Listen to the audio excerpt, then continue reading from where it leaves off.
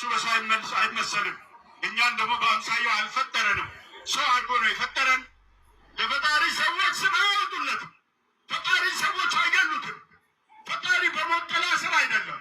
ፈጣሪ ከቀብር በታች አይሆንም። ሱብሃንአላህ ሱብሃንአላህ። ፈጣሪ እንደኛ ተመጋቢ ነው አይባልም። እንደኛ የሚጸዳዳ ነው አይባልም። ኢትዮጵያ ላይ ህግ እንደሌለ የምታዩት ኡስታዙ እንግዲህ አደባባይ ላይ ወጥቶ ያውም ሰዎች በተሰበሰቡበት በተሰለፉበት ላይ አምላካችንን እንዲህ ሲሳደብ ሰምታችሁታል። ኦኬ እኛ እንዲህ ብለን እናምናለን። ኤፌሶን ምዕራፍ 1 ቁጥር 7 ላይ በውድ ልጁም እንደ ጸጋው ባለጸግነት መጠን በደሙ የተደረገ ቤዛነታችንን አገኘን፣ እርሱም የበደላችን ስርየት ነው ይላል። አዎ እኛ በልጁ ቤዛነትን አግኝተናል። የጌታችን የመድኃኒታችን ኢየሱስ ክርስቶስ ደም ከኃጢአት ሁሉ ያድናል ብለን እናምናለን። የበግ ሆነ የሌላ ፍጡር ደም ሊያድን አይችልም።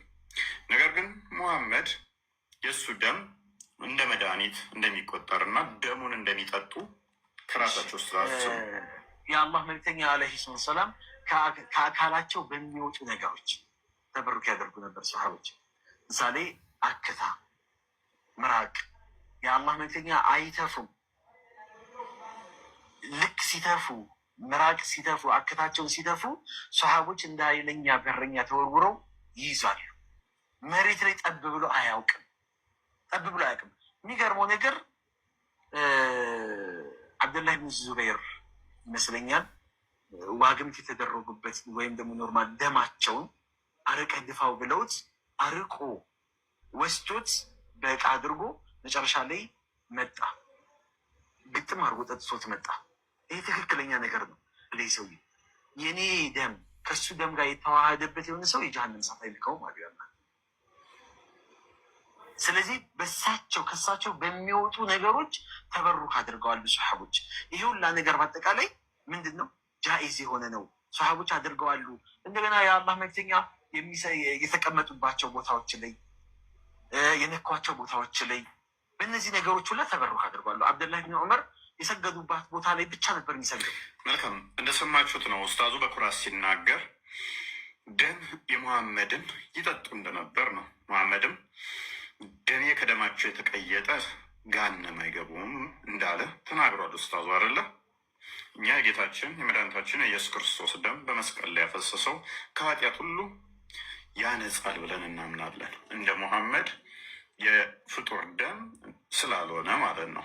ቤዛነትን ያገኘ ነው በእርሱ ስለሆነ በክርስቶስ በደሙ ስርየትን አግኝተናል ብለን እናምናለን። ደሙን ከጠጡት ውስጥ ለምሳሌ ማሊክ ኢብን ሲናን drank his blood on the day of Uhud and he licked it up።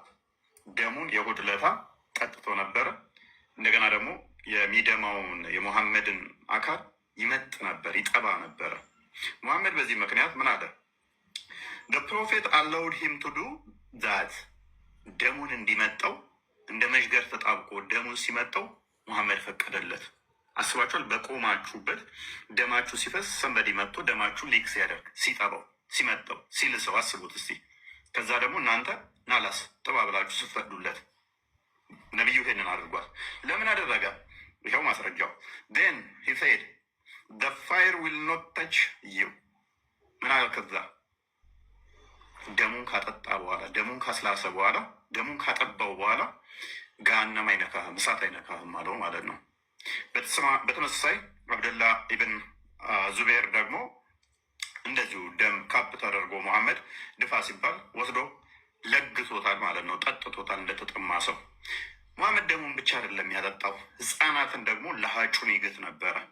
ለሀጩን የሚግታቸው ህፃናቶቹ እንዲባረኩ እንዲድኑ ወይንስ ገሃነም እንዲገቡ አስቦ ነው በእስልምና ህፃኑን ደም ለሀጭ የሚግጠው? ማስረጃ ይኸው ሳሂህ ቡኻሪ 39:10 ላይ the first thing that went into the child's stomach was the saliva of the prophet። የመጀመሪያው በህፃኑ ሆድ ውስጥ የገባው ምንድን ነው ይላል? የሙሐመድ ለሀጭ ነው ይላል። ለሀጩን የጋተው ሙሐመድ ህፃኑ እንዲድን ወይንስ በሽታ እንዲያዝ እንዲታመም በረከት እንዲያገኝ ወይንስ እንዲረገም? ምላሽ ከእናንተ ፈልጋለሁ። ነቢዩ የትኛውን ቦታ አክታውን በደፋ ቁጥር ሳቦቹ ምን ያደርጋሉ?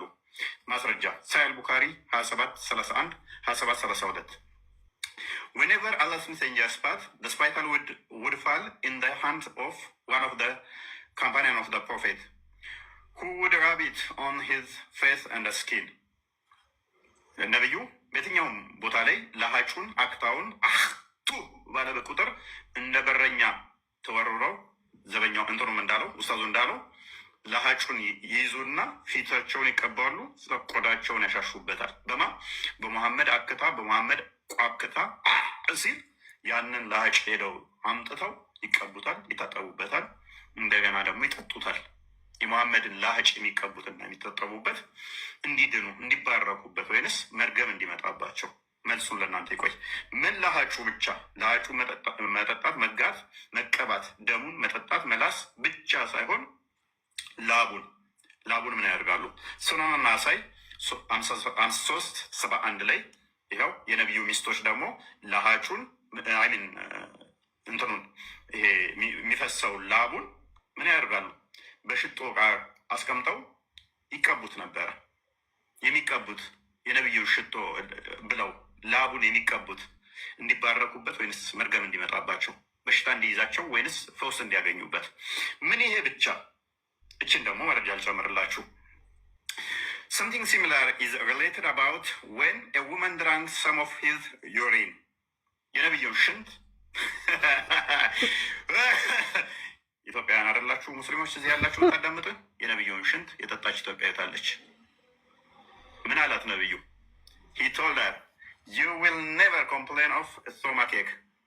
መቼም ወደ ህመም ቁርጠት አይነካሽም ማለት። ይህ ብቻ ሳይሆን ገሃነመ እሳት አይነካሽም ማለት። የነቢይህን አክታውን ቋቅታውን ትጠጣለህ፣ ትቀባዋለህ። ደሙን ሳቦቹ ይጠጡት ነበረ፣ ለሀጩን ይቀቡት ነበረ፣ ላቡን ይተባበሱበት ነበረ፣ ሽንቱን ይጠጡት ነበር ገነት ለመግባት። ላይ ብለና ነው። ቴንኪዩ በጣም እናመሰግናለን። በነገራችን ላይ በጣም ግልጽ እና ጥር የአመቱ ምርጥ መልስ ይመስለኛል። እኔ በቃ ማለት በየቀኑ ቪዲዮ ትሰራለህ፣ ለእኔ ኢሪዘ ቤስት በጣም የሚገርም ምላሽ ነው የሰጠኸው። እናመሰግናለን። እያንዳንዷ በማስረጃ ነች። ሁላችሁም እየገባችሁ ሪፖስት፣ ላይክ፣ ኮፒ ሊንክ እያደረጋችሁ ትውጡሽ ቪዲዮን። የሚገርም ምላሽ ነው የሰጠበት። እናመሰግናለን በጣም እውነት። ሚዩት ነህ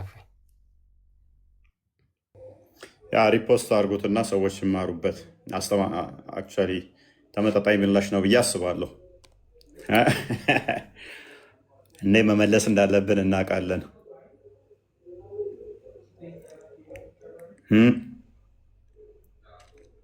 እንዴ መመለስ እንዳለብን እናውቃለን። ማንን በምን ያህል መጠን በምን ያህል ቶን ማጫወት እንዳለብን እናውቃለን።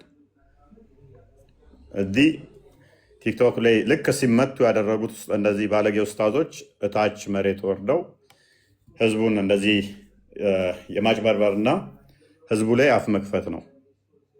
አፍ የመክፈት ህዝቡ ላይ አፋቸውን ማላቀቅ ነው። ለእነኛ አካላት ተመጣጣኝ ምላሽ ስለሚያስፈልጋቸው ነው። ተመጣጣኝ መልስ ያስፈልጋቸው ነበረ ነው። ዝም ሲባሉ አንዳንዴ አስቸጋሪ ስለሆነ ማለት ነው። ዝምታችን ፍራቻችን እንዳልሆነ ሊያውቁት ይገባ። መልስ እንዳለን ማወቃቸው በራሱ ጤናማ ስለሆነ ማለት ነው። መልስ እንዳለን ማወቅ ስላለባቸው ማለት ነው። አይ ቲንክ ካስታወሳችሁ ከዚህ በፊት በጣም ተጨማልቀው በአምላካችን ላይ እረፉ ብለናቸው አፉን ሳመ የሚላለ ብለው ተጨማለቁ። ኦቨር ተጨማለቁ። ከዛ ለመናቸው፣ እረፉ አያዋጣችሁም አልናቸው እና አልሰማሉን። አልሰማ ሲሉን ነቢያቸው ምላስ እንደሚጠባ መጣንላቸውና ኮርኮም አድርገን ታዉ። የወንድ ልጅ ምላስ እኮ ይጠባል ስንላቸው ምን ችግር አለው ምላስ መጥባት አሉ። ትኩስ የተወለደ ሕፃን ልጅ አፉን ሳመው የሚል አምጥተው ሲቀውጡ የነበሩ ነቢያችሁ እኮ ልጆች ምላስ ይጠባል ስንል ታዲያ ምን ችግር አለው አሉ። ምላስ መጥባት ችግር ከሌለው ሽንት መሽኛ ይጠባል የሚል ስናመጣ ጊዜ እንዲህ አሉ። ይገደል፣ ይፈለጥ፣ ይቆረጥ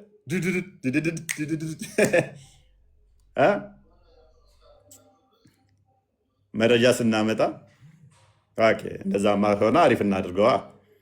ከሆኗን ትንሽ ከፍ እናድርጋትና ሽንት መሽኛ ደግሞ እንደ ጡንጦ